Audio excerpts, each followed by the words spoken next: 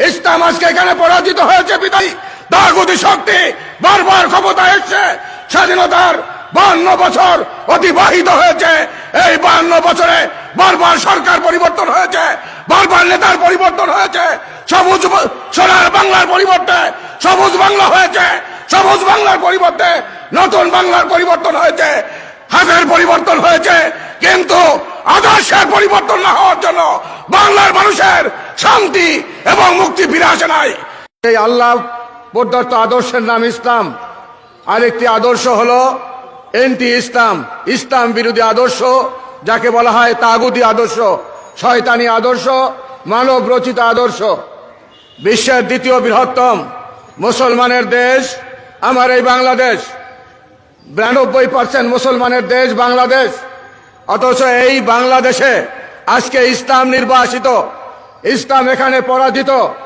ওয়াল্লাযী আরসালা রাসূলাহু বিল হুদা ওয়া দীনিল হক লিইয়ুযহিরাহু আলা দ্বীনি কুল্লি ওয়ালাউ কারিহাল মুশরিকুন।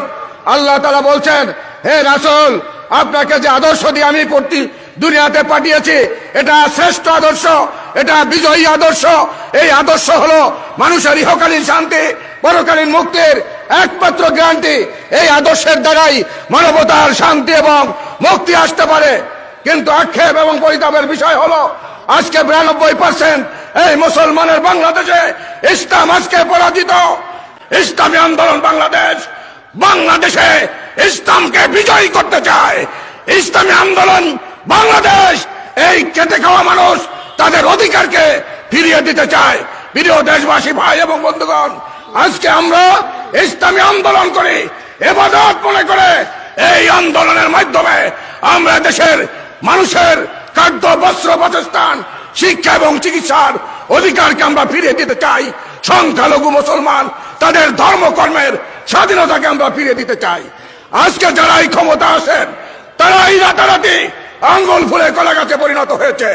বর্তমান সরকার একটা লুটেরা সরকারে পরিণত হয়েছে, আজকে ধর্ষকের সরকার পরিণত হয়েছে, সন্ত্রাসী লীলাভূমি আজকে আমার এই বাংলাদেশকে বানিয়েছে।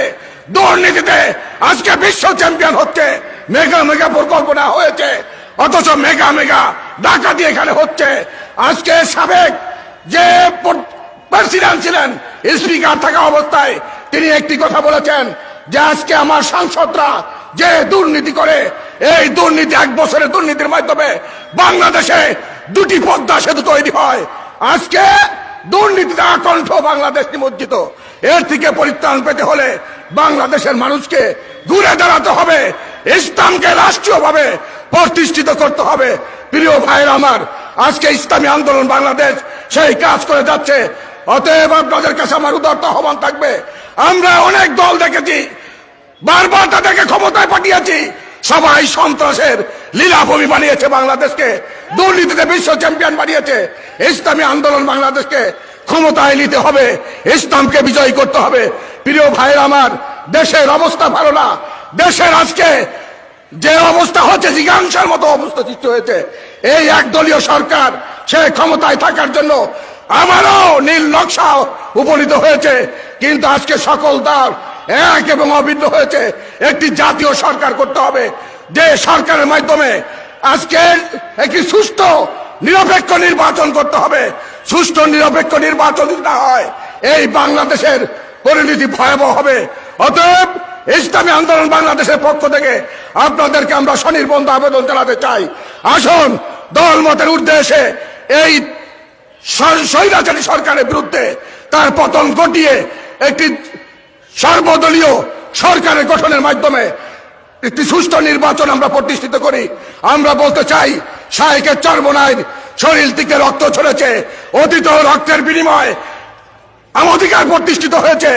ইনশাআল্লাহ এই রক্তের বিনিময় হলেও বাংলাদেশকে, ইসলামকে আমরা বিজয় করব, এ আশা ব্যক্ত রেখে আমি আমার আলোচনা শেষ করছি।